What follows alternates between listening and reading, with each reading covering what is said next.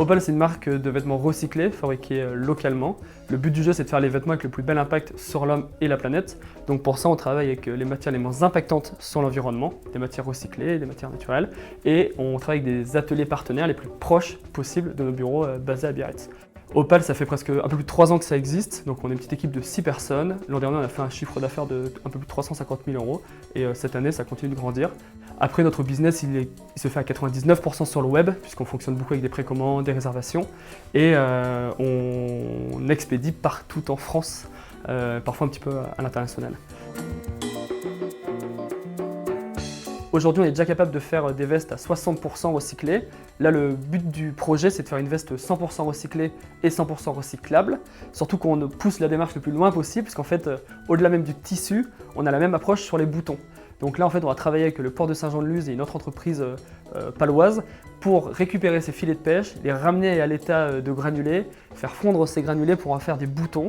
Donc ces boutons de la veste, en quelque sorte, proviendront de filets de pêche abandonnés collectés au Pays Basque. Donc en ayant un tissu recyclé et des boutons recyclés, à la fin on va réussir à avoir une veste avec un impact environnemental très très faible qui fait en plus de ça fonctionner l'économie locale. La subvention Atelier de l'innovation va nous permettre de faire 3 choses. Finir de financer les prototypes pour que la veste soit parfaitement taillée. Il faut qu'on industrialise aussi tout ce qui est les boutons en filet de pêche recyclés, donc là il y a besoin de financer les moules et l'industrialisation. Et en 3, il y a la mise en marché pour faire la communication, le shooting, pour toucher le plus grand nombre de personnes. L'objectif, avec ces 3 grandes étapes, c'est évidemment de lancer la première veste recyclée et recyclable.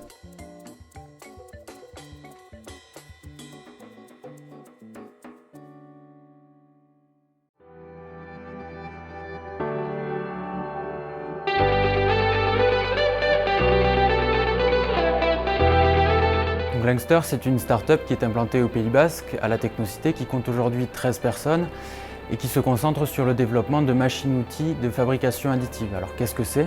C'est une imprimante 3D un petit peu particulière, une imprimante 3D modulaire sur laquelle on va pouvoir imprimer des silicones, des céramiques et des thermoplastiques. Initialement, c'est un projet qui a émergé à l'école d'ingénieurs de Tarbes, un projet de copains qui s'est concrétisé suite au concours Les Entrepreneuriales et une première commande du groupe Airbus. Aujourd'hui, nous travaillons avec des sociétés de tout secteur, que ce soit la défense, le médical, l'éducation ou encore le transport et l'industrie. Nos clients principaux aujourd'hui sont Airbus, toutes les antennes du groupe Airbus, mais c'est aussi des grands noms du luxe et du transport. Glingster propose d'ores et déjà une machine innovante qui permet de travailler avec différents matériaux. Nous souhaitions pousser encore plus loin et pouvoir hybrider ces technologies et travailler avec des matériaux thermoplastiques et des matériaux silicone au sein de la même pièce. C'est important pour nos clients parce que ça va leur permettre de raccourcir encore les temps de cycle et de fabriquer des pièces en intégrant des fonctions. Ça veut dire une pièce thermoplastique avec des éléments d'étanchéité en silicone par exemple, ou l'inverse, la possibilité de fabriquer des pièces en silicone avec des structures supports, donc des pièces en silicone qui seront beaucoup plus complexes que ce qui peut être fait aujourd'hui. La dotation du concours Les Ateliers de l'innovation va nous permettre de minimiser le risque propre à l'innovation et d'accélérer la mise sur le marché de cette nouvelle tête hybride.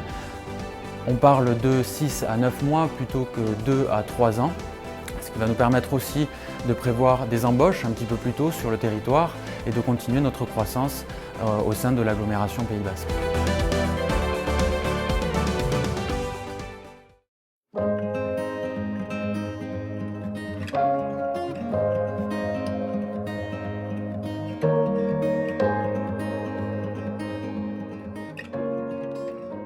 L'entreprise Pyrénées Froid est une entreprise familiale créée en 1975, composée de 8 salariés, qui est basée à Ispour.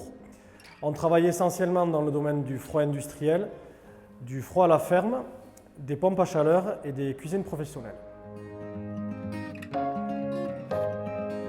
On est parti d'un constat, comme on travaille beaucoup en fromagerie, on s'est rendu compte qu'aujourd'hui, dans le monde actuel, les caves d'affinage se retrouvent dans des enceintes très isothermes, très isolées, et on a du mal à maintenir les températures et l'humidité comme on retrouvait autrefois dans des caillolards par exemple, avec une humidité naturelle et une température constante toute l'année.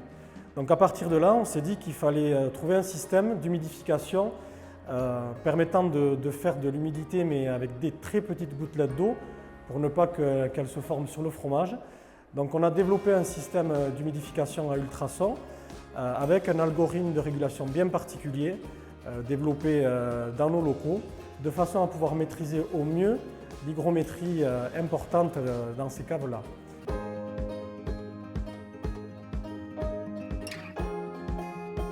Donc on peut utiliser notre procédé dans d'autres domaines d'activité, notamment dans les domaines de la conservation de la pomme ou des kiwis, ou aussi dans le domaine vinicole, de façon à maintenir une hygrométrie importante pour la conservation des barriques à vin. Grâce à l'agglomération du Pays Basque et de l'accompagnement futur de l'Hestia, nous allons mettre des choses en place pour développer notre système pour qu'il soit encore plus performant.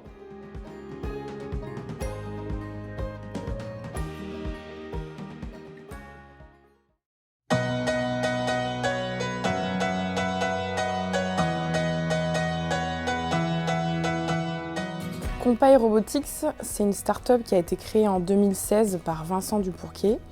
On est situé à Bidart, à la technopole Isarbel. Aujourd'hui, on est 10 employés.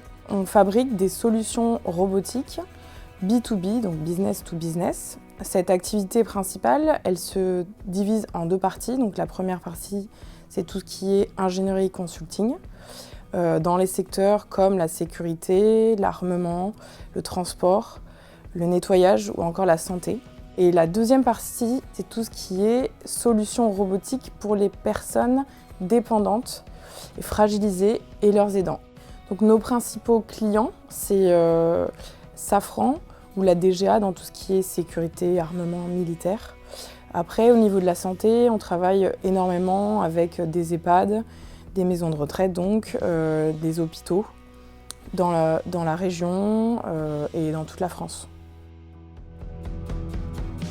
Donc le projet qu'on met en avant grâce à l'atelier de l'innovation, c'est le robot Compail, donc qui est notre robot phare.